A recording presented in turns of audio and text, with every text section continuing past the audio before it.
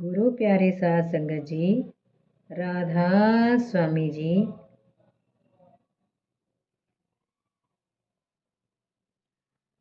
सिरसा की जमीन। हजूर महाराज जी का विचार था कि मिंटगुमरी या सरगोदा में कुछ जमीन खरीद लें। जब बाबा जी महाराज जी से पूछा तो उन्होंने जवाब दिया कि ये बार जगह तो कई दफ़ा उजड़ी है और कई दफ़ा बसी है। मैं ज़मीन तुम्हें ऐसी जगह लेकर दूंगा जहां से तुम्हें हिलना नहीं पड़ेगा। फिर हजूर जी ने सिरसा में 1912-13 में शहर से 5-6 मील दूर ज़मीन खरीदी। उस समय यहाँ ज़मीन बहुत सस्ती थी। जब हजूर जी ने ये ज़मीन खरीदी उस समय इस ज़मीन में रेगिस्तान, टीले और कंटीली जंगली झाड़ियाँ थी। पानी का कहीं पता ही ना था। ऐसी ज़मीन में खेती करना तो मेहनत का काम था ही, लेकिन वहाँ जाकर रहना भी कुछ कम हिम्मत का काम ना था। चारों ओर वीरान था। सांप बिच्छू की कोई कमी ना थी और आसपास के गांवों में अराई आदि जरायम पेशा लोगों की बस्ती थी।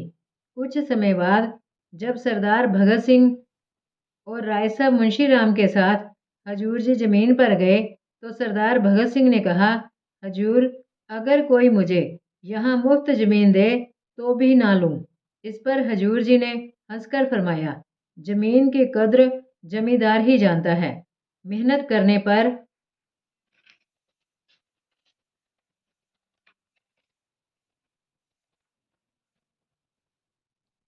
ये ज़मीन बहुत उपजाऊ साबित होगी।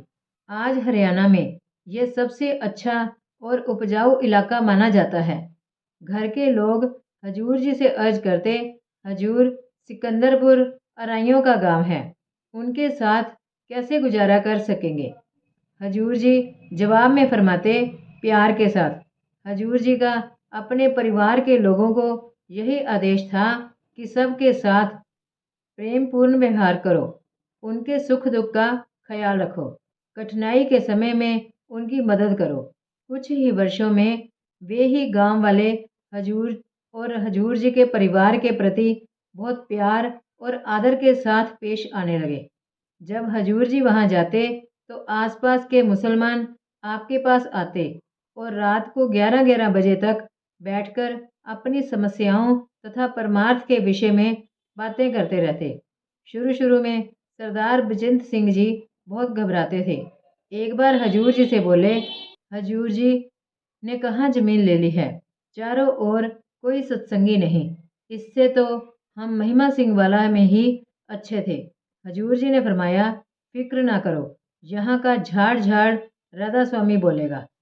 हजूर जी के ये वचन आज पूरे हो रहे हैं।